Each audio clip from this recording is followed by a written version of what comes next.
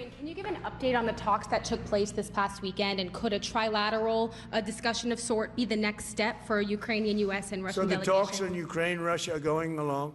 They lost, as you know, 27,000 soldiers last month, mostly soldiers, some people in Kiev, etc., but mostly soldiers.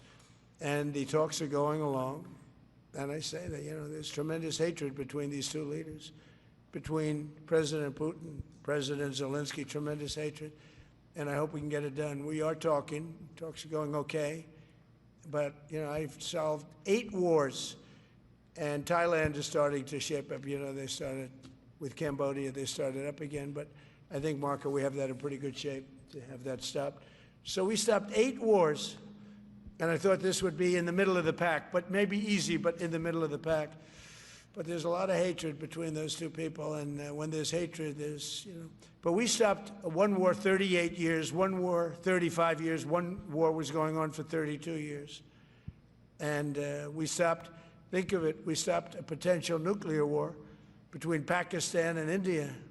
And the head of Pakistan, highly respected general, he's a field marshal, and also the Prime Minister of Pakistan said President Trump saved 10 million lives, maybe more, by getting that war. 8 planes were shot down. That war was starting to rage.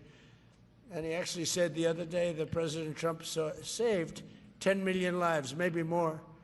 So we solved all these wars. The only one I haven't solved yet is Russia, Ukraine.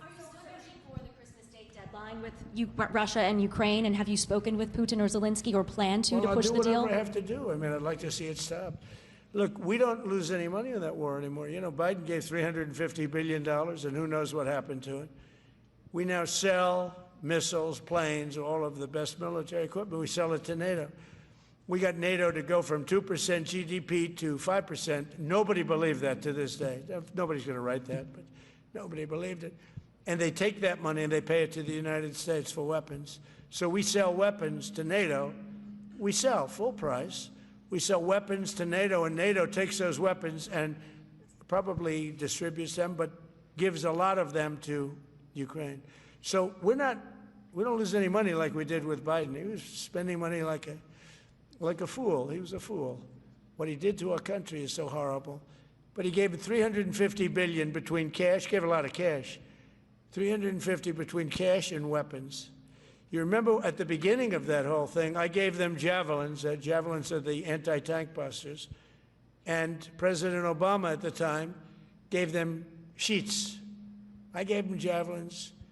They gave them sheets. But the bottom line, it's time for, I think they're all tired of that war. Everyone's tired of that war.